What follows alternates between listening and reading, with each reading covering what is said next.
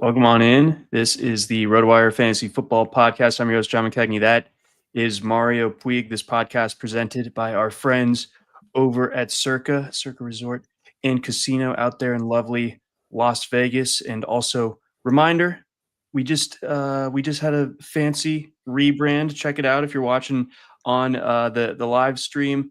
And if you have yet to sign up at RotoWire, go ahead and use the code YouTube15. When you go to rotowire.com, you get 15% off any subscription. So today's episode, we are going to be digging into Mario's latest job battles article. We're also going to be taking a look at the Kansas City Chiefs as kind of part of our deep dive series that we've been doing over the last month or so as well. But a little bit of news, which we don't often get quite this time of year. Usually, we are close to training camps getting rolling, so that flood of news is upon us just about. But Wednesday, it's reported that Tristan Wirfs went under a knee procedure. There's possibility now for him, the star tackle of the Tampa Bay Buccaneers, to miss the beginning of the season while on the PUP list. So, Mario, what was your reaction to this? It was a bit alarming because while the Buccaneers offense overall is well constructed, I think you could argue, and I would probably argue, that their dominance began in the trenches, where their offensive line pretty routinely kind of just knocked people around last year, not just because of Tristan Wirfs, like the selection of Graham Barton in the first round at center, I think will prove to be a good one. The right guard, Cody Mauch, he took a big step forward along with Gedeke, or however you say it, at right tackle. So they have at least three guys on the right side and beginning at center on the right side that we can think will be above average this year. So at the very least, it's not as bad as if Wirfs was the only good one and everybody else on the offensive line kind of just got help a lot, and that's how they kept it together. It's going to be one of those things, though, where they do have to give help to Wirfs' replacement more than likely. When you go from Wirf to anybody, there's a downgrade because Wirfs might just be the best. He's really, really good. And whoever they're going to have on hand or who could ever be available as a replacement is not going to be as good as him. If it's this guy, Charlie Heck, that they otherwise seem to have as the de facto backup left tackle, then that's concerning in general. But the other part of this is we don't know for sure how long Wirfs might be out. I just glanced at Rick Stroud, the Tampa Tribune, some Buccaneers beat right Tampa Bay Times. Sorry, he's been a long time Buccaneers beat writer, and he reported that thing that the surgery was on Tuesday. He reported that yesterday, and this morning he posted something saying that Wirfs is expected to miss at least the first couple games. I guess we could read that as two, and that the PUP list is a possibility. Okay. So it's also possible that if Wirfs were not put on the PUP list, he could still miss more than 2 games. But if he's on the PUP list at the start of the year, I guess it would be like at least 4 games.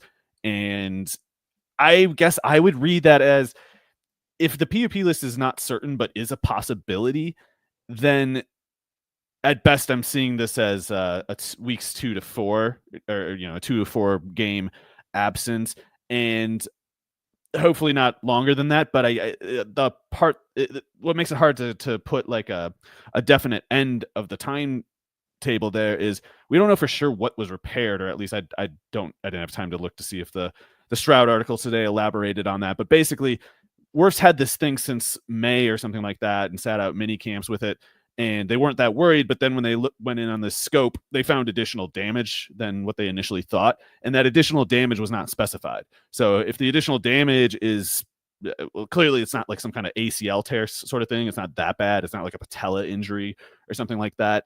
But it might be some kind of like significant sprain to I don't know, or maybe even like a tear to the MCL or something like that, because that could be like a 4 to 6 week injury a lot of the time. And if we're starting from 2 days ago, that would put week 1 in some question, but not too much question. And whereas like an ACL would put the whole season at risk.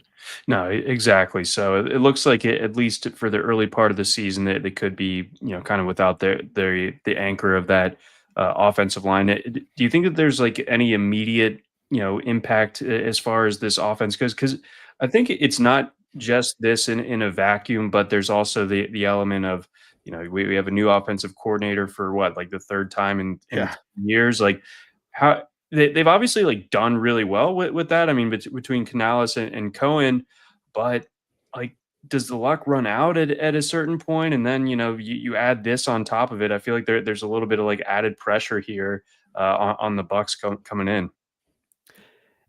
Yeah, when you have 4 seasons in a row where you've won the division title, it's almost like you have to start worrying about Madden curse type borderline superstitious things at that point. Like that, they can't be beaten. It's like, oh god, we're totally gonna get beaten Yeah.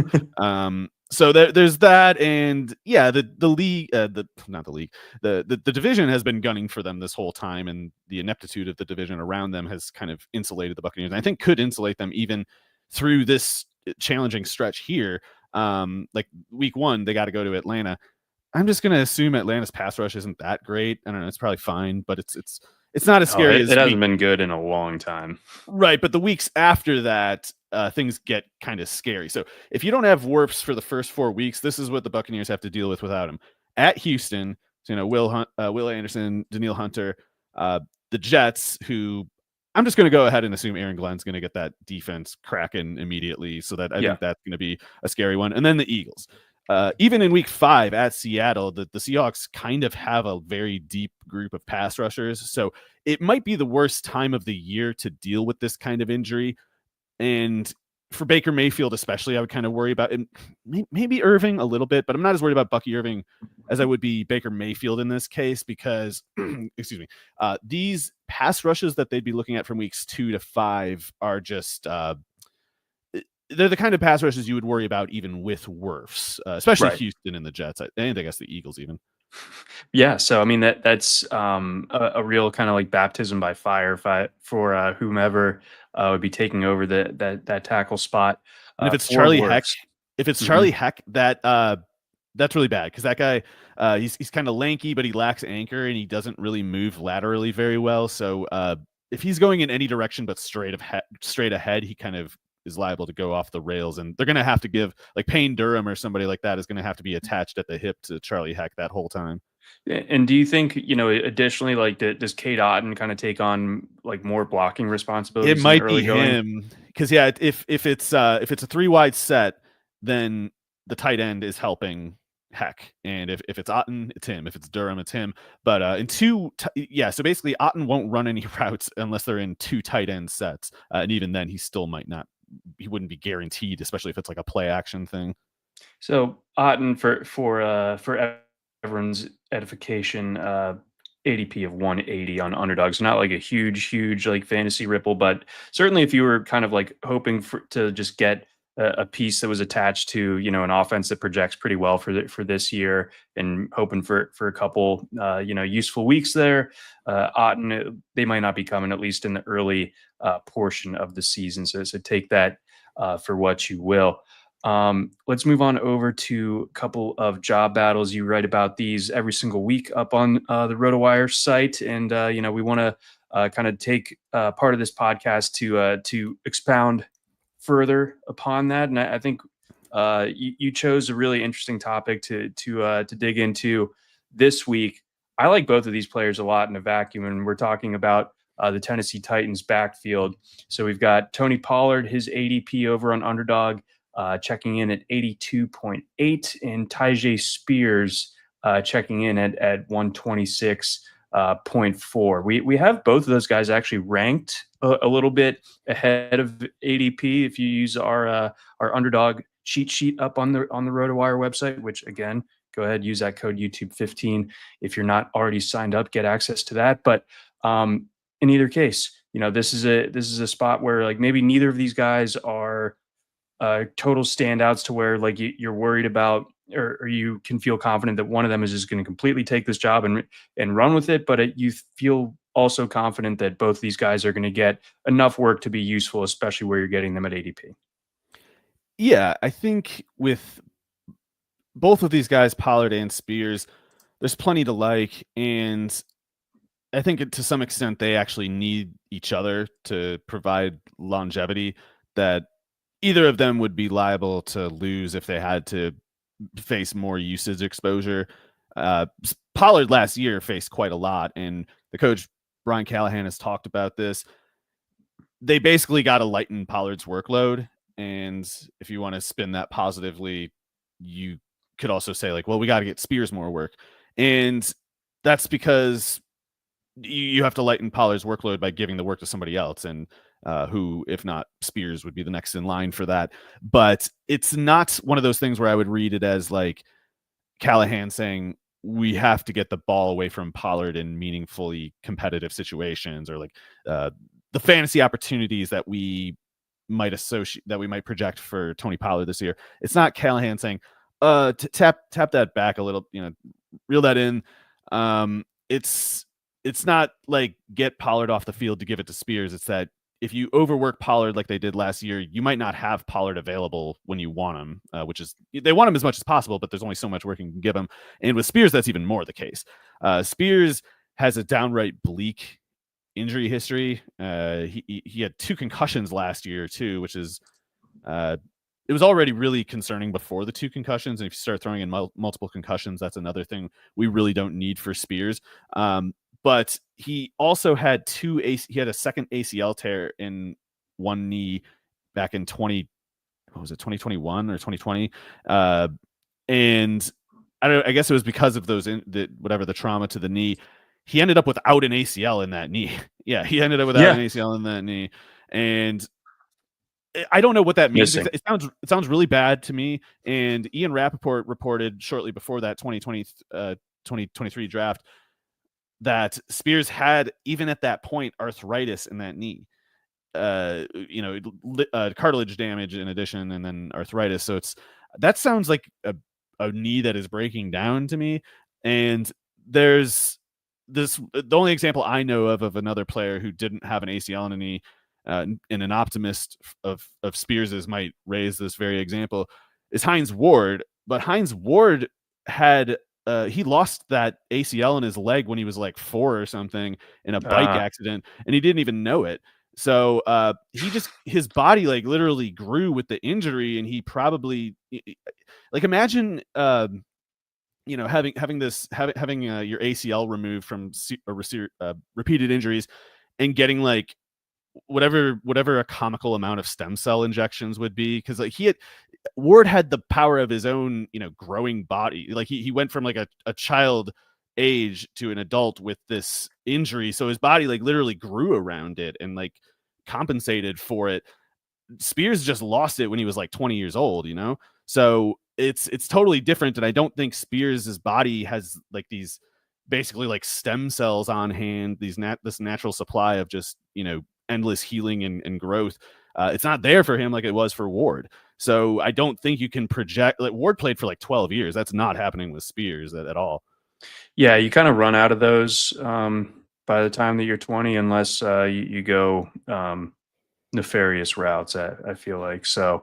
Yeah, and we shan't accuse him of that. So therefore, I mean, we've I'm got all a for knee that's a little tricky. Yeah, in football, but it would require, I think, a cyborg type of deal to get Spears I'm back not sure to if where he that's would have been. in the current collective bargaining or not. So so obviously, like the way that you lay it out with these 2 running backs, there's a tension here that builds because Pollard broke down a little bit towards the end of last season, a guy that you were kind of like standing on the mountaintops the year that Ezekiel Elliott left Dallas, saying like he's not going to like scale up to ideally be this total workhorse type of running back. And you were right. Last year he has, I believe by my count, like 6 games with at least 20 carries, jumping up all the way to 28 in the game against New England. A bunch of games with at least 17 carries as well. So pretty heavy workload there for Pollard, like you said. Probably optimal to scale it back a bit, but then you run into the problem of like how much can you realistically expect Tyjae Spears to carry the load to like kind of compensate. Right. Last year, the Titans overworked Pollard quite a bit in a way that I would say they should have given work to anybody else on hand to ease Pollard's burden a little bit, even if it was Julius Chestnut, who I think might actually be okay. And I also like Khalil Mullins, not to like introduce complications. Those guys could, in theory, be short yardage, like touchdown vultures, it being power backs in both cases. But for whatever reason, at the time, Callahan did not consider using Chestnut or whoever else they might have had. So they just kind of put everything on Pollard for a while there when it was an ankle injury at one point and then a hamstring injury that Spears was missing time with. And that was the early part of the year. The concussions were later on. And because of Spears' absence, Callahan was just like, okay, Pollard gets everything then. And Pollard, I can't remember which game it was, but there was one game where he didn't practice all week with a foot injury and he still played, and they gave him like 25 carries in the game. So like ending up in that kind of situation is just a failure of budgeting on the part of the coach. Like you can't really have stuff like that happen. It's too easy to avoid it for just that reason. It's like, it's just easy to not give Tony Pollard 20 plus carries when he hadn't practiced all week with a foot injury that he has because you gave him too many carries the prior 4 weeks. It's just really easy to not end up in that situation. And that is, I think, not to speak too much on Callahan's behalf, but I think that's just pretty much the realization that he had. And that's all that I really take his comments for on the specific comments of Callahan saying we got to lighten Pollard's workload and give more to Spears. That's what I see it as him realizing like, oh yeah, I can't just give the 208-pound running back as many carries as I would, Joe Mixon, let alone Derrick Henry or whatever. No, certainly not. So with all of that like in mind here, are you drafting either of these guys at their respective ADPs where Pollard's going end of like the 7th round and Tyjae Spears into the 10th? Right. With guys this, especially in Spears' case, with guys this kind of injury prone, best ball is always preferable just because leaving games early is something Spears has done a lot. Pollard's done it a little bit too. Last year, Pollard tended to return to the games that he would leave briefly, just, comically taped up and hobbled. But Spears, you worry about him leaving a game and not coming back in. And you worry about it with Pollard too. If Spears stays healthy all year, then in Pollard's case too, you have reason to worry about just kind of like finicky week to week usage. That is another reason to prefer best ball because ideally, unless you're going like a zero running back build, I think you'd ideally have a guy like Pollard as your flex running back rather than your running back 2. I believe I think on both NFFC and Underdog, Pollard's going outside of the top 24 at running back. On NFFC, definitely is like top 26, but not top 25, top 24. So if you can get him as like a running back 3 or as like a flex, just a flex play, that's ideal for Pollard. That's how you know you're strong at running back by having him there. But in any case, both Pollard and Spears, I think, have certain upside limitations given their likely volume limitations, especially Spears. And that's the difficulty with Spears in redraft is I feel like unless Pollard gets hurt, the average good week for Spears will just be flex viable rather than running back 2. And you really don't want him in your lineup when he has the not good weeks, which will still probably happen occasionally. When you're talking a cap of 30 snaps in a game, it's easy to have a couple drives get out of hand and you just don't get the ball that much or something. Or the times you do get the ball, it's just kind of you got bad luck on the blocking or something. So stuff like that is why I would not want to have to make the call correctly on Spears going into a given week. Whereas with Pollard, I think you can feel comfortable leaving him in, just knowing that like he's not going to get if Spears is healthy and if Callahan sticks to this plan, Spears is not Tony Pollard is not going to get like 30 carries in a game. He's gonna be maybe good, but probably not great, and hopefully not too much bad otherwise. So I'm trying to think of like some other running backs that go around where Pollard does. Yeah, I think I can actually like if Swift go on. Yes, Swift goes right. Swift and Pacheco go right after Pollard on NFFC, but right before Pollard on Underdog. So it's like 2 spots in the RB order back. Just for relative to those 2, actually, I think there's also something weird like Aaron Jones was going ahead of Pollard on NFFC, but not underdogs. So there's a little fluctuation in that range. And I think all of these guys are generally going later at this point than Caleb Johnson and Keyshawn Judkins. So I think that's the general range you're talking about here. And I in that range, I think Pollard is comparable overall to Pacheco and Swift in that I think all three are viable picks up to a certain, contained point. I think they're all diversification viable, like if you got too much Pacheco in, you're picking a running back in the same range, like go ahead and take Pollard a couple times. Sure. Who cares? But I will say, I think Swift and Pacheco clearly have more upside potential. Like the best case scenario for those two is clearly better than the best case scenario for Pollard, in my opinion. I could be wrong about that. Like maybe Pollard has like a 12 touchdown season in him, and maybe I'm underestimating the progress that the Titans make on offense with Cam Ward there. But generally, I'd much rather bet on the Chiefs and Bears offenses. Yeah, I think that's totally fair. I drafted Pollard. I went a little bit cuckoo on a DraftKings best ball build last night, where I think Pollard was my first running back take, and it could work. I mean, if he stays healthy, he could be like a 50 catch running back, and if the Titans score points this year, he could be a double-digit touchdown running back, and worst running back, that's enough to finish at a top 12 kind of range. Yep. So I mean, like for me is just like, okay, I've waited this long. I want some volume. We said I think we could get some volume after this discussion. Maybe I'm a little bit less convinced that I get it for the entire season, but went after running back fairly hard.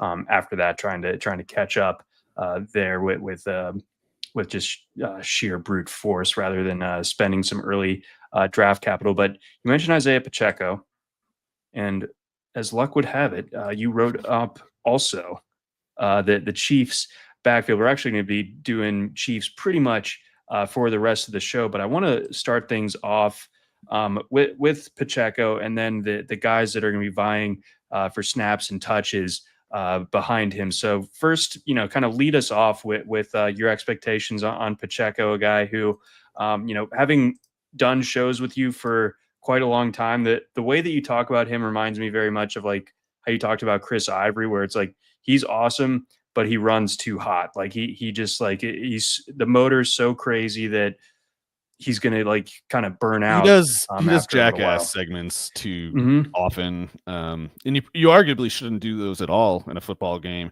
But yeah, Pacheco likes to do it. The other recent new example that we have of this is that it was a little bit memed, and it's okay to look at it and laugh at it because the guy was okay. But there's some goofy tradition they have in like England or something where they run down a hill, I don't know, chasing something. Oh yeah, chasing cheese. Chasing cheese. Okay. So yeah, they were running down. This one guy's going really fast. Like it goes to what appears to be about 30 miles per hour and just starts flipping like a rag doll down the hill. That's also Isiah Pacheco. That's the most recent example that's the last time Isiah Pacheco was spotted on tape. So yeah, that's kind of his bit. And sometimes it works because, going 30 miles per hour, even if you're kind of careening and crashing all over the place, like, hey, you're going to go pretty far, probably. It only takes a couple seconds to probably make a nice gain going at that kind of speed. And who cares if he's, obliterated in the process, first down or touchdown or whatever it is that we want. He's good at getting those. And before he had that, or I should say, before he had that broken fibula last year, that was the case with Pacheco. And I don't know if it was the issue of trying to rush him back too soon, or if we have to be concerned about a long-term thing with Pacheco. But clearly he was not the pre-injury self when he came back last year. Right. And if in that, limited state, then Pacheco does not project necessarily as better than Kareem Hunt, who kind of became the starter after, they were kind of disenchanted enough with the whole situation. They were even trying to make, what's his name, the fullback, Carson Steele. Yeah, they were trying to like make that happen a little bit, and like fumbles a couple times, and they're like, okay, let's go just with Kareem Hunt then.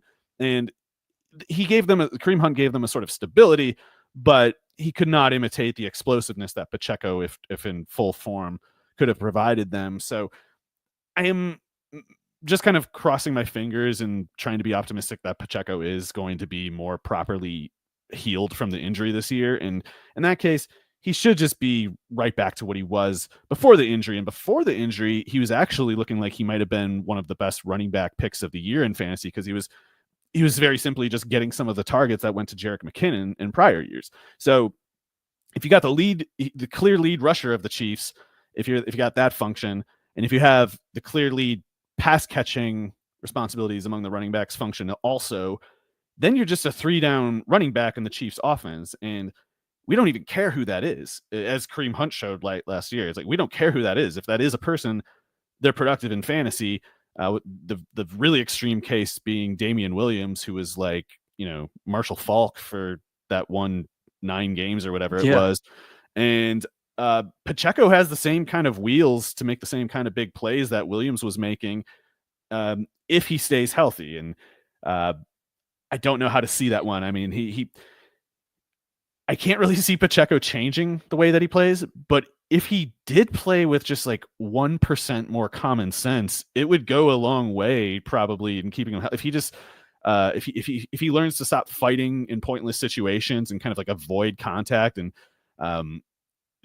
get rid of to eschew ideas of like trying to set the tone by hitting some guy right when you're going to go out of bounds or something, like stop doing that, and it'll add up to his benefit over a long enough term. And if he plays more snaps, if he's just this fast, strong guy who no longer does Gus Frerotte stuff, then I think his upside could be really high. But I just don't really know how to. I don't know what the probabilities are on those various things. And as Hunt showed, if Pacheco just starts, if Pacheco's availability becomes an issue, it's like they will go to Hunt just for sort of like what they perceive as like a stabilizing kind of effect.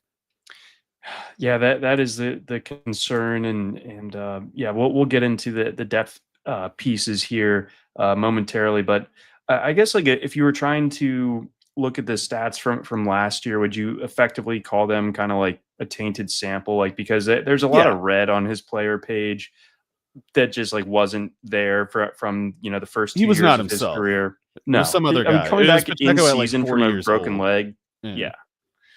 So don't be too hung up on last year, the numbers, but do kind of bear in mind that there is that potential where he kind of the reckless play style can occasionally lead to some bumps, bruises, or worse, especially as we saw in last year's case.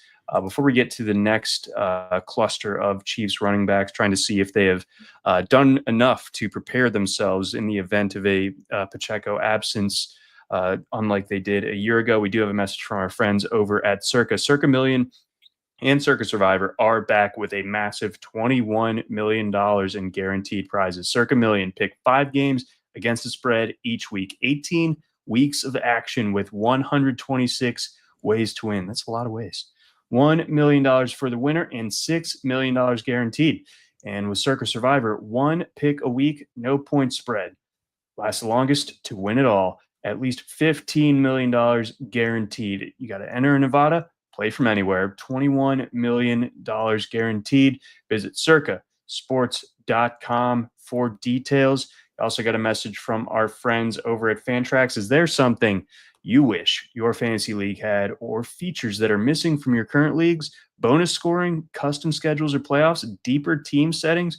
Well, look no further, because we have you covered with our friends over at Fantrax. Fantrax is the most customizable fantasy platform in the industry, offering the greatest fantasy experience for your dynasty, keeper, redraft, and best ball leagues. Fantrax even offers a college fantasy football league as well. I'm going to be in speaking of customizable in the college game, myself and some other industry people, 52 teamer.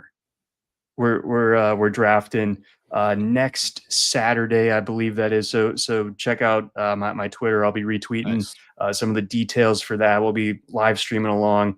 That's gonna be crazy. But Fantrax is the only place you can really even remotely pull that off. So looking forward to that. Thanks again to Fantrax. Create or join a fantasy football commissioner league. Invite your friends and dominate your draft this season. Fantrax is the top dynasty fantasy football platform in the industry. Fantrax is running a special promotion that you don't want to miss. Sign up for free at fantrax.com/RotoWire today to enter for your chance to win a signed Jamar Chase jersey. Simply create a new league or bring over your existing leagues for more chances to win. Simply go to fantrax.com/RotoWire and sign up today. Fantrax, the home of fantasy sports. Onward. All right, so looking at the rest of I am like out of breath from those reads. Looking at the rest of this Chiefs backfield, we've got Elijah Mitchell brought in this year. We've got Kareem Hunt, who you mentioned, and then they drafted Brashard Smith out of SMU by way of Miami. Loved Brashard Smith for college football DFS last year. He was, a huge part of that SMU offense that, of course, made it all the way to the college football playoff, made it to the ACC championship game, pushed Clemson in that game.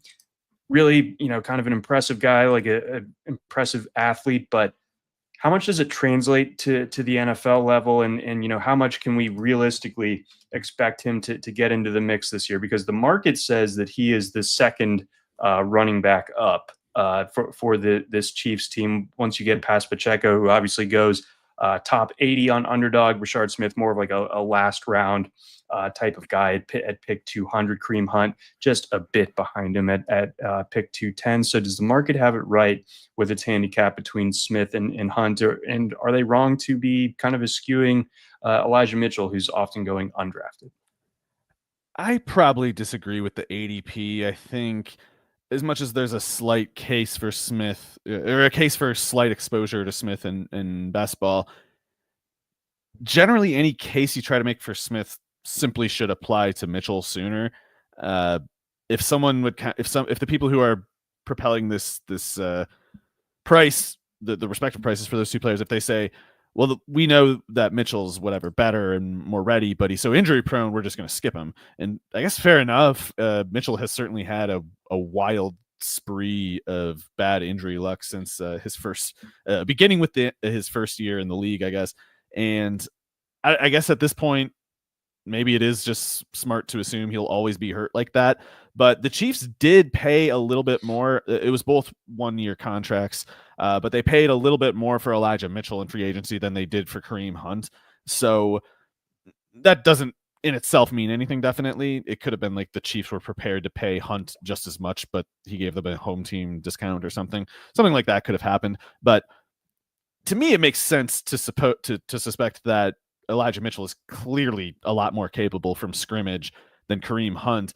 And not to cause any panic among the Pacheco contingent, but if Elijah Mitchell is really himself, I think he's probably at least as good as Pacheco. And wow. But the reason I'm not drafting Mitchell all the same is because, like, A, that's just my opinion. Andy Reid, who knows what he believes. And B, Mitchell does have that injury history, and it's one thing to bet on it improving after 2 bad years, but it was like 4 years in a row or whatever it was, and a variety of things. He didn't get hurt that much at Lafayette, so I'm kind of hopeful. But Mitchell missing time with anything in particular would almost be more surprising if he didn't get hurt at this point, which is a bummer, of course. Well, it's interesting that you make that distinction in that point on Mitchell and especially in regards to Pacheco, even not just the rest of the depth guys in KC, because listener Mile High Luke, who's actually a Chiefs fan, so a little bit confusing there. You might need to rein in the branding, although who am I to say that with my own personal branding being a nightmare? Anyway, he says that as Elijah Mitchell should be the number 2 running back, or that's what his expectation is, and could even split some work with Isiah Pacheco. So to your point, the Mitchell optimism could be justified, and certainly, especially when he's effectively free in drafts on Underdog. Oh yeah. Well, also, I would definitely be drafting a guy like Mitchell on NFFC or some kind, or any redraft things you're drafting this early. I would want to leave the second quarterback off the roster and try to get the Elijah Mitchell instead, because it might be a total dud, who knows? But if it is not a dud, it could be quite a value boon. I mean, if Mitchell somehow starts games for this team and more or less becomes the player that he was the rookie year with the 49ers, that's like a top 8 fantasy running back. That would be not just like a good bargain. It'd be like, this guy's carrying my team kind of thing. That's huge. And I think, this is an offense that I think is going to be better this year than it was a year ago. Is really, I think a lot of people talk about how nightmarish of a season it was for the 49ers. I think injury wise, especially on the fantasy side, for the Chiefs, it was pretty brutal. Obviously, they made it all the way to the Super Bowl, even still. But this is a offensive environment where you feel like whoever's like getting the work out of that backfield is going to be able to do something useful for fantasy, and Mitchell could be that guy certainly. If Pacheco is nicked up at any point. So effectively, otherwise, are you not super interested then in Brashard Smith this year and Kareem Hunt this year? Kareem Hunt probably just more like waiver wire if you have to do it, hold your nose type of thing. I know I don't care about Kareem Hunt. I just can never tell. I often disagree with Andy Reid about these things. So me feeling any particular way, I'm trying to keep out of mind. And I try to remember all the ways that Andy was annoying me with his running back rotations. It's like a guy like Charkandrick West will just play all of a sudden a bunch. And it's like, Andy, why? And then he'll even abandon it not that long afterwards. It's like, well, why'd you do this for half of a season? This doesn't make any sense. So I try to go back though to just remembering who we know Mitchell can be and what the fact that they're paying Mitchell a little bit more. It would seem like the team itself suspects that Mitchell should be an upgrade over Hunt. And if they ever felt that way in the first place, I guess it should also follow that there shouldn't be any unreasonable favoritism or familiarity favoritism toward Hunt at Mitchell's expense if Mitchell is healthy. So if Mitchell is healthy, I hope I'm not being hasty and assuming Hunt it probably becomes like a healthy scratch if they don't cut him. And depending on what's going on with Smith though, because the Smith part is definitely the wild card. I guess Mitchell's kind of a wild card too for the health reason, but Smith is a wild card for a different reason, and that's because he hasn't played running back very long. Like this will only be the second year that he's played running back. That might be like a little bit less time than Tyrone Tracy. I can't remember, but Tracy showed that you don't need to play a running back that long to end up doing something. But in Smith's case, he's a former wide receiver who really looks like a receiver. Tyrone Tracy kind of did the build rebrand a little bit. Looks like a running back. Rashard Smith just plain straight up looks like a receiver still. He's sub 190, or at the combine anyway, he was sub 195. So it's cool that he ran a 4.39, but if you're sub 195, there's some likely limitations that come with that. Brashard Smith making the team makes a lot of sense. Sorry, I was responding to Luke's comment here about Smith. No, he was nasty on special teams at Miami. Nice, yeah. So guy like that is an easy player to keep active on game day over a guy like Kareem Hunt if a guy like Mitchell is healthy. It's almost like Kareem Hunt is at risk of becoming that role Deontay Foreman had the past couple of years, where he was just like a healthy scratch until the starter got hurt, and then he would become like the lead ball carrier. That's probably the kind of situation that Hunt is. And Hunt could probably go the whole year bouncing on and off the practice squad. I don't know if other teams have any interest in him. I don't really know why they would. So Smith should always be around, and that's in being active. That is a nice starting point to know that he'll be active on game days, because then if only because if wacky stuff, if injuries come out of nowhere, Smith could be the heir to some kind of useful role because he's always going to be there. And if the classical concerns with a guy like Smith apply, the pass blocking especially, I guess, and there's probably certain things they want him to learn about his keys as a runner or whatever. If those things just don't, if they don't become, or if they are issues and he solves them over the course of the season, Smith could go from not playing at all to either playing a little bit and proving explosive enough that it still is useful in some way, or in the event that he somehow plays a lot, I mean, I would still suspect a workload volume limitation just because he's kind of skinny, kind of light, but by running back standards. But when you watch him run, it doesn't seem as if he has any lack for running instincts. He seems pretty comfortable at SMU. He seemed pretty comfortable even between the tackles, stuff like that. I mean, you worry about a guy like him kind of bouncing everything outside, but it seemed more to me like he was searching for space, of course, but he was also kind of cutting through the middle of the field a lot. And that's a big start. And with speed like his, with the potential opportunity he could have in an offense like this, I really can't tell anyone not to pick Smith in underdog. It's or a top 18 round pick, in other words, in best ball and in redraft. Even though I just said a guy like Mitchell should probably be drafted in a format like NFFC, or especially like bigger, in earlier drafts, like pre-training camp drafts, it really is worth trying to find at least one spot on your roster. I'll even go like a little thin at receiver sometimes if I got like 4 guys that I know I'm mostly rolling with. I might not try to get that 7th receiver or something, and instead try to get like 7 or 8 running backs. And a guy like Brashard Smith fits into that kind of budgeting too, I think. There you go. So, roster construction obviously plays a huge role in your strategy, especially in the end game. And I feel like we're always searching for those 18th round gems. And I think both Mitchell and Smith kind of fit the bill in different ways. And I've certainly, coming out of this conversation, become a little bit more interested in grabbing some Elijah Mitchell with my last pick. Before we get on over to the rest of the Chiefs offense, got a message from our friends over at the NFFC. The NFFC RotoWire Fantasy Football Online Championship is live. Play fantasy football against your favorite RotoWire experts on NFFC this season. Jeff Erickson, Nick Whalen, and more will compete in the RotoWire NFFC Online Championship for a shot at $250,000.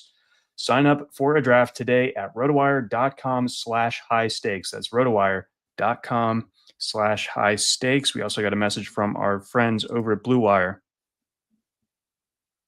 And look at that, we're back. Okay. What do we do with this offense? Because I think on paper, it all starts with Patrick Mahomes. Like we've seen the highest of highs from this offense, but I think you could also argue that in 2023 and last year, of course, as well with the injuries and everything like that, they've looked a little bit more, if you're comparing like the two kind of dynasties from the last quarter century, they look like the early Tom Brady teams, like they just kind of like grind you out. They're going to get that first down to kind of like squeeze out the clock and get out of there with a win. They're not going to blow your doors off the way that they were, earlier on in this Patrick Mahomes era. But again, a lot of that can be explained by the injuries last year.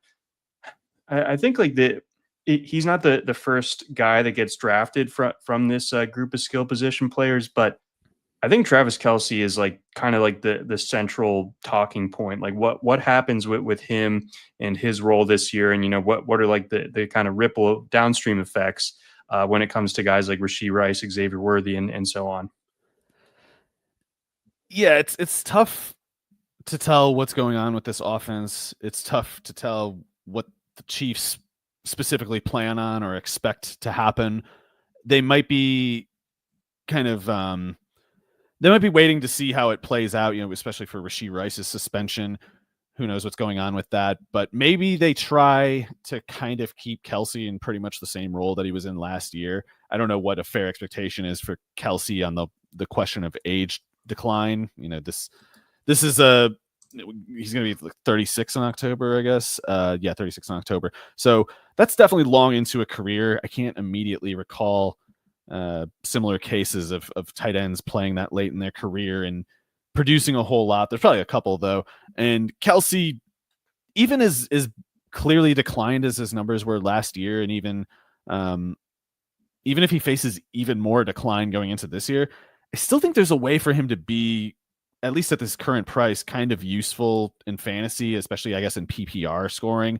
The 3 touchdowns kind of hurt last year, and the 5 touchdowns the year before weren't great either, but 97 catches in 16 games, that's a lot. If he plays a 17th game, that could easily be 105 catches, 107 catches. So if you're looking at the per game kind of presence Kelce could have in PPR, I'm not actually that worried about him. And I think, it is fair to say that 6.2 yards per target is pretty much a red flag and a sign that the Chiefs need to reduce the share of exposure that Kelce takes from scrimmage. Like, in other words, they need to find a way to dilute the amount of attention the defense pays to Kelce specifically, especially if they're going to keep using him at this frequency. But even if that is the case, getting a guy like Rashee Rice back, having a guy like Marquise Brown the whole year, having Xavier Worthy probably being a little bit better, I think there's ways that they can take some of that heat off Kelce. And even if he's just a first down machine, even if the yards after the catch are totally gone, that's still going to be red zone touchdowns. And I still expect the Chiefs to get into the red zone range. So I kind of like Kelce's chances of having a better season, or at least I expect the yards per target to go back over 7 pretty easily. And even if the target rate declines a little bit, I think Kelce has a good chance of sort of offsetting that with improvements in the yards and the touchdowns per catch, per target. So yeah, I think he's not your target TE1 exactly, but in best ball, especially if I'm committing to a Patrick Mahomes stack, I definitely want to get Kelce on it, because I think those two are still going to be pretty dependent on each other. I don't really see a way of this offense functioning that has Mahomes just doing this all without Kelce out there. It's like the whole middle of the field, the whole chain moving theory of the offense kind of depends on Kelce being out there. So you do make a compelling case for drafting Kelce and our guy Luke, who obviously pays really close attention to the Chiefs. He brings up some good contextual points. Like, last year, him just kind of like having to bear the brunt of so much of that offense when everything else was going wrong. Like you said, no Hollywood Brown, Rashee Rice goes out early on in the season. And, you got to like rely on Xavier Worthy in a role that probably doesn't really fit him all that well. So, I mean, things were just wonky, obviously, with the Chiefs last year. So being a little bit more freed up, not having to take on, like 23% of the targets this year, and just being more efficient on say like 19 or 20% of the targets, I certainly see it. I haven't drafted him at all, though. What my eyes told me last year was that his effectiveness it reminded me of like when Gronk had kind of turned into the Tin Man a little bit. So I've been concerned by that. Maybe I'm over waiting what I'm seeing with my own eyes, but he's 30. that to He's me gonna be is 36. You're seeing something for sure. It remains to be seen maybe what it amounts to for his production, but I'm sure he'd tell anybody too. He's like, yeah, I'm probably running like a 4.8 now. I used to run a 4.58 or whatever coming out of Cincinnati, and now I don't. But it's just that so much of Mahomes's method, I feel like, involves having that constant option route kind of presence with Kelce on the field. How the way Mahomes just gets out of jams in ridiculous ways and third and whatever, it just seems like if he doesn't find someone open, he'll just run for a first down, and he sort of just seems to do it every time. I think that maybe doesn't happen if Kelce isn't there, or if a Kelce caliber or a similar presence to Kelce isn't out there, because the way that those two can kind of communicate ongoingly through plays allows Mahomes to sort of either use Kelce as a decoy to like occupy a spy or a safety or whatever and create a running threat for himself, or he just is actually working on an improvised route with Kelce, and they chip away with those first downs like that, just kind of indefinitely. And that's why up until the Super Bowl, the Chiefs were defeating the whole league even without any semblance of a downfield passing game. Because when they had Tyreek there, they just blow the doors off every single game or whatever. But even if they can't create that big play downfield, they can just keep their offense on the field by arranging these 3rds and 6, 3rds and 7s, where Mahomes and Kelce specifically as a tandem are just so difficult to stop. So I think Kelce will generally be on the field the same amount. And I think there even is a chance that he keeps the same target share as last year, but it comes down to the crucial, difference of, we need those targets to have more space than last year, be it because of Rashee Rice or Hollywood Brown being out there or whatever. Or if the defense is still going to crash down on him to that degree, then they do have to dilute the target share a little bit and make the defense pay by going to Rice or Brown or Worthy, who in that case would be underdefended cumulatively.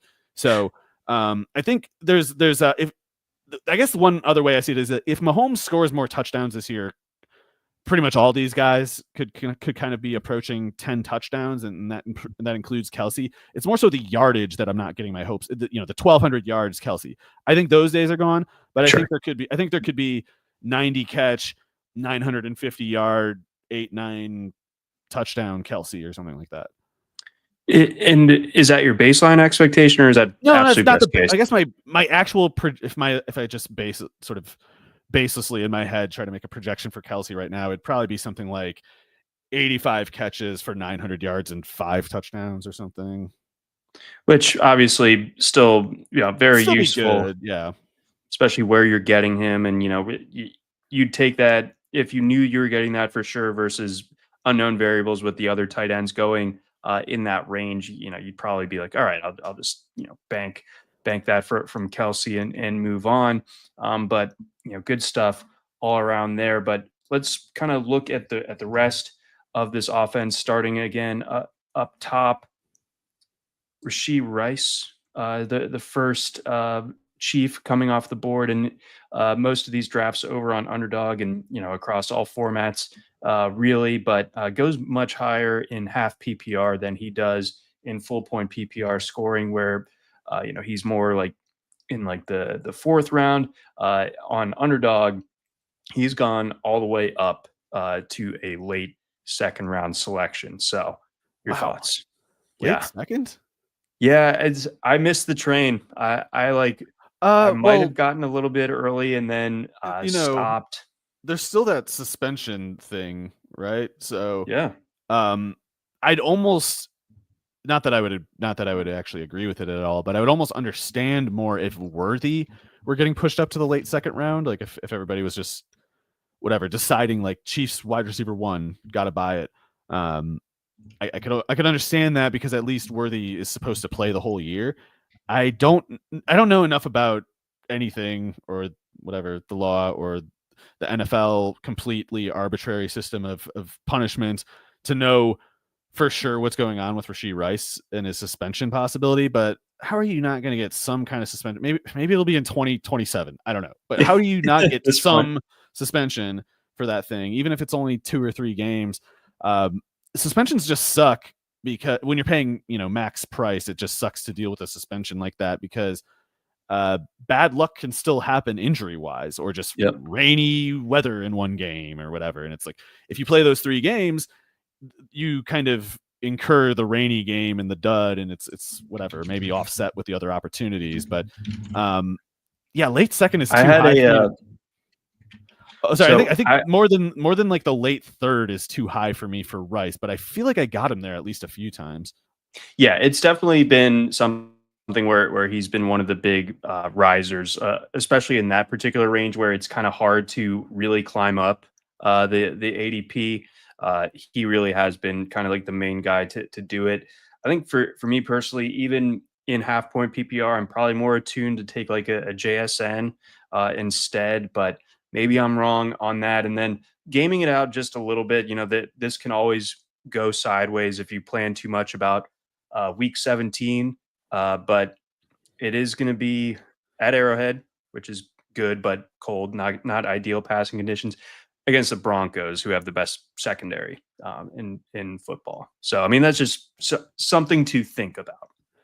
Right. The AFC West is pretty tough in general. The Chargers and the Chargers and the Broncos are going to kind of just shut down a lot of offenses, and the Raiders are going to get annihilated because their secondary is woaded. But they're also going to try to run the clock out every single week. So, I'm not convinced it's going to be that easy to just have big games in division in this group. But I suppose if Mahomes, Kelce, if Rashee Rice is healthy and present, if Worthy, Brown are all present, then maybe Mahomes is back to that sort of status where he can just overrule the defense. I don't think he was there the last couple of years. I think it's because he didn't have enough help specifically. So maybe they can put up big games within that division. But I think the best ball tournament theory that's gotten kind of popular of basically only draft for playoffs. The playoffs is the only thing that matters. I get it, and maybe it's even right. I don't know. I guess I'm too much of a, I don't know what idealist. I'd like to believe the world is more magical than that. But maybe they're right. It is. Maybe they're right, and maybe it's like, hey, Rashee Rice is gonna, he's got that strong finish or something. But unless he's getting you like 8 touchdowns in those final 5 weeks, I don't know how he could be worth taking in the late seconds. At least if they say he's not getting suspended, then I guess I take it back. Sure. Okay. So the suspension kind of being the big thing holding you back from taking him where at the going rate where it is, that's a very, very important pick with a lot of like really exceptional players, elsewhere, going in that particular range. So yeah, it's a tough button for me to click right now. But I don't want to go into the year having fully faded this. I'm gonna kind of continue what I've been normally doing, but I do need to get some Chiefs exposure. I think you've kind of put a light bulb on for me in some respects for this team this particular season. Here's where we may disagree. I may be totally wrong on how I envision things going this year for Xavier Worthy, but I'm getting the sense that maybe you're not in at a late 4th round ADP. Probably not. I don't mean to be dismissive of Worthy though, because I think he's a good player and will get better, but I also think he's clearly the most decoy prone player on that team, on an offense that loves to use a decoy because it gets Kelce open, or in the case of this year, Rashee Rice also. So whereas last year you had kind of like that slot, that seam column of the field pretty much just inhabited by Kelce, this year they're going to have, I assume, Rice in the slot, mostly like he was his rookie year. And with when you have a left and a right component, or like a doubling of that presence in general, it's like you can really dictate a lot to the defense with a guy like Worthy to create one of those two guys, Rice or Kelce, getting an opening pretty much every time, or to peel the safety away from them more specifically.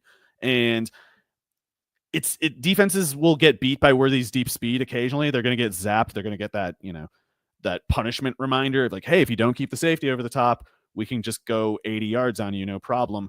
But generally, the way the league has committed to the too high shell, I think a guy like Worthy kind of runs into that shell more often this year. Whereas last year, the absence of alternatives made the Chiefs say, like, we got to get it to him anyway. Let's get, express the speed threat with Worthy, get him the ball a variety of ways.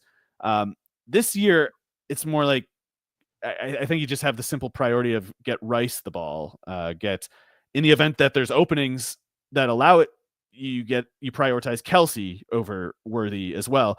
And I don't know how he fits in exactly this year, but I still think Marquise Hollywood Brown clearly is a starting caliber NFL receiver at worst. And I think his target rate from last year was weird. It seemed they only put him on the field when they knew they were throwing it in his area, because he had a really, really high target rate and only underneath. But I think Marquise Brown is still right now a more developed from scrimmage threat than Xavier Worthy. If you're talking yards per target, it's going to be Brown who's better this year, I think.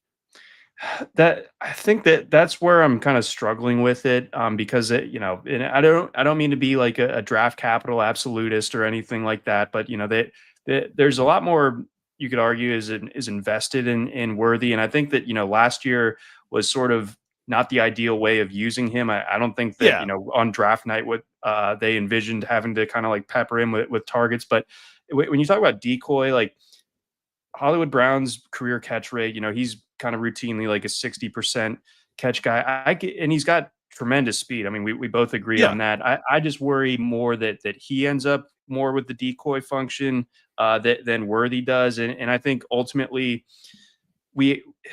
and this is why I like Worthy in half point PPR. This is why I like him on underdog, is assume that Kelce and Rice are like eating up a lot of the targets.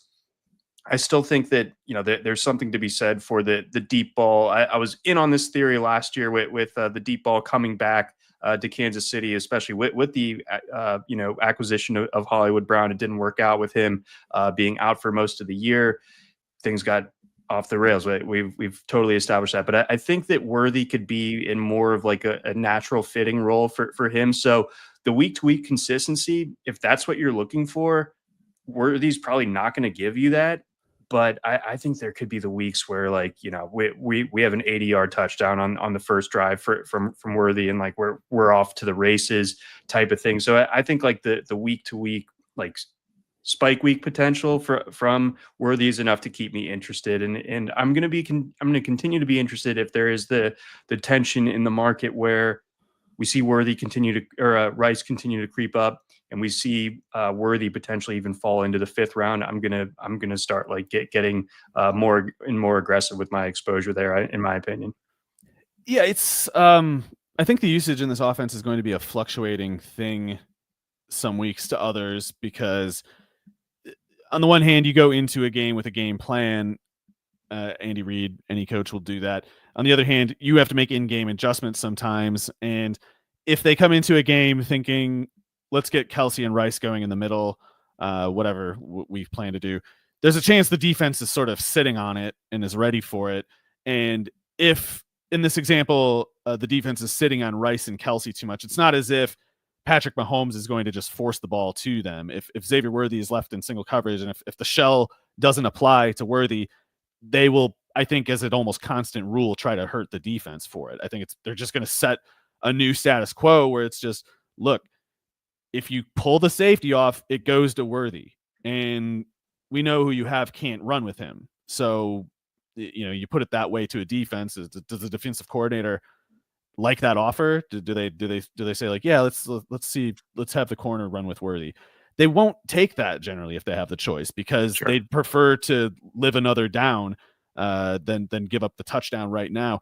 So I think it's not as if the Chiefs are going to look for a reason to go away from Worthy. That's not what I meant. But I do think Marquise Brown is better than Worthy, or at least is more developed right now than when it comes to like cutting over the middle of the field and working from, I guess, the slot and running kind of nuanced routes, because Marquise Brown, but in the way I see it, and this may well be, an apologist narrative that isn't valid, but I see Marquise Brown's deflated NFL production as a product of Greg Roman in Baltimore, and then the crap Arizona offense when he played there. In both cases, he was overutilized. They put too much pressure, too much exposure upon him, and the defenses were kind of sitting on him.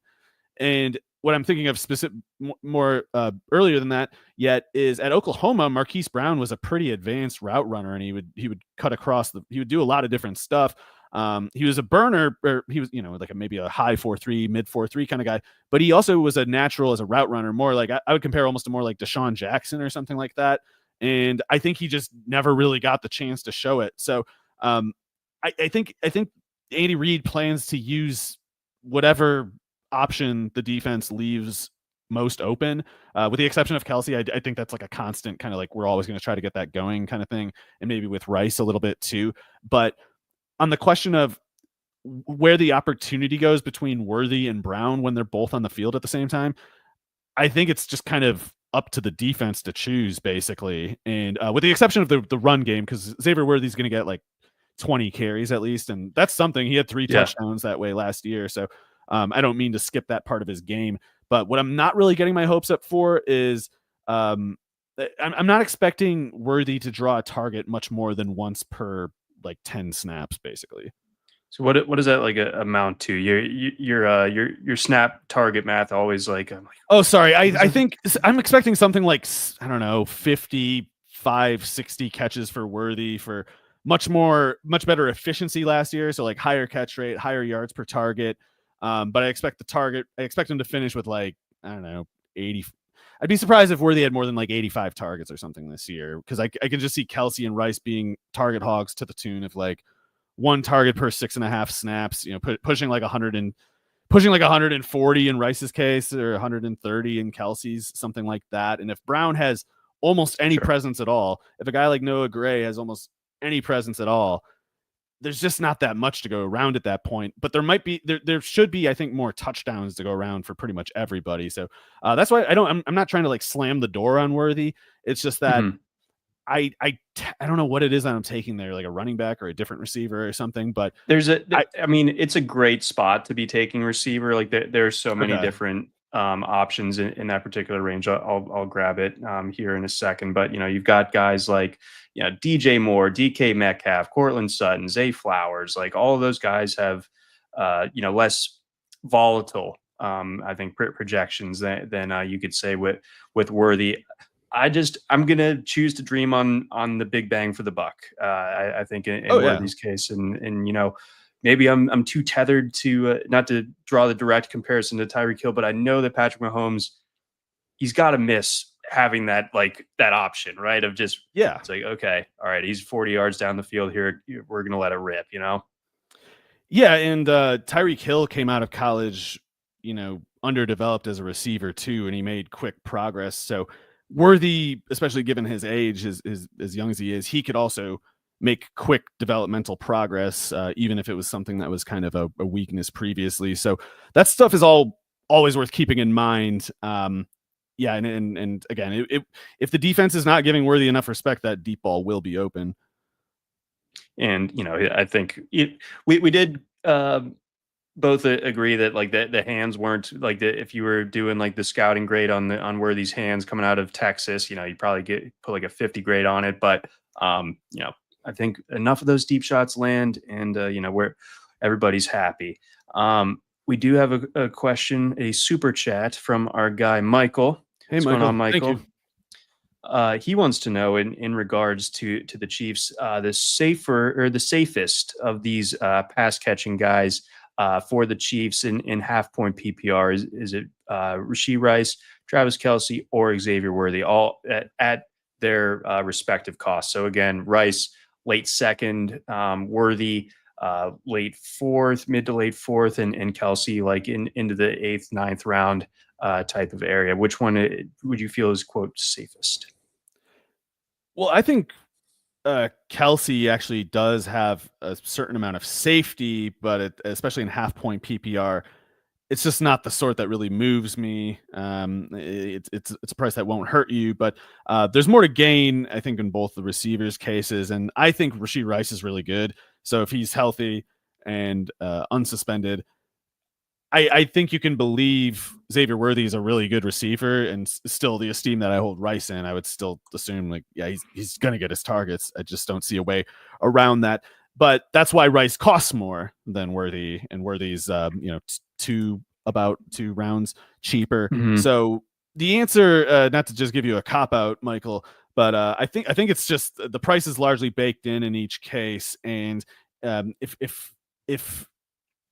I guess if you're thinking weekly consistency or something like that specifically, then I go with Rice, because I'm not counting on Xavier Worthy to be able to give you something every week. I think if the defense is trying to stop Worthy, if they're putting resources over the top to contain Worthy, then generally the Chiefs will go to Rice and Kelce that much more, not because Worthy's doing anything wrong. It's just like the defense is leaving the other thing open. So I see a lot more scenarios where Worthy gets kind of phased out of the target rotation temporarily for game plan reasons.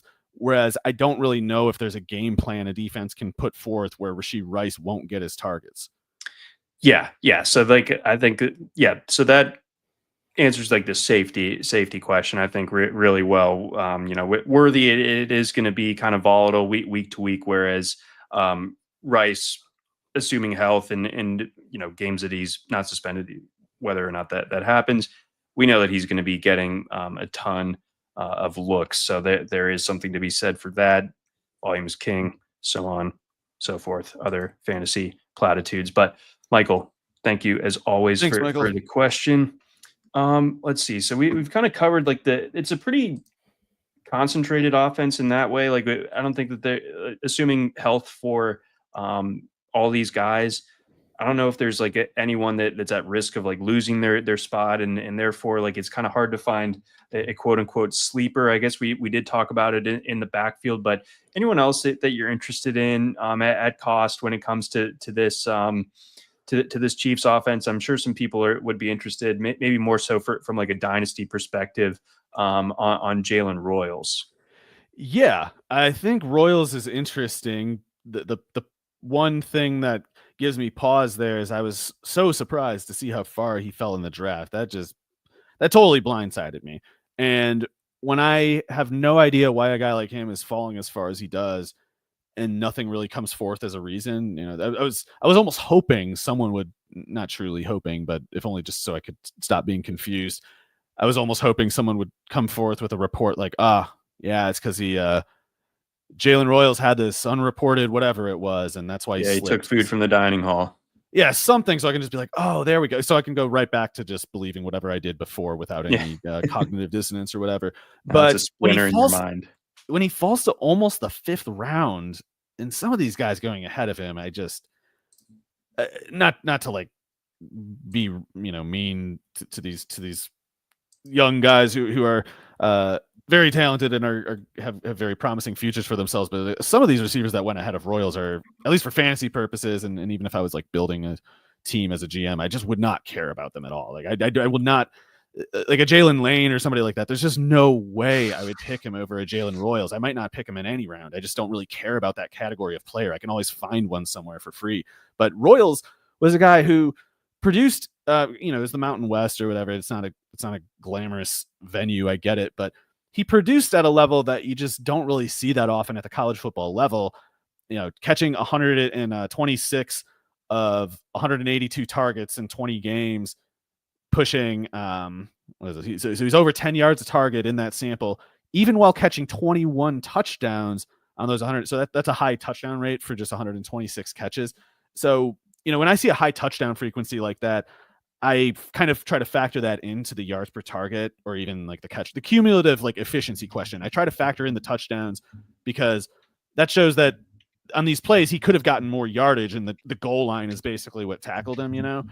So Royals is just ripping the head off of the defense the last 2 years, and then he also goes and tests totally well at the combine. I mean, it wasn't I don't know if people were hoping for like a 4.3 from him or whatever, but the main thing we knew about him is like, I think he's like an Njoku high jumping guy or something. So he ran the 1.49 10-yard split on a 4.42 40 at 2.05.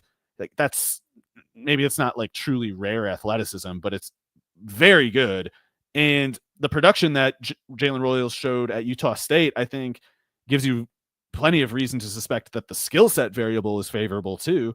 So if he's got the skill set and if he has the athleticism, I'm wondering what I'm missing here. And clearly it's something. A lot of teams passed on him, including the Chiefs. I mean, if Royals had gone in the early 3rd round, I would have thought that made a lot of sense. So I'm missing something, and I can't figure out what it is. Sometimes the thing you're missing is a big deal, and the NFL basically had it right.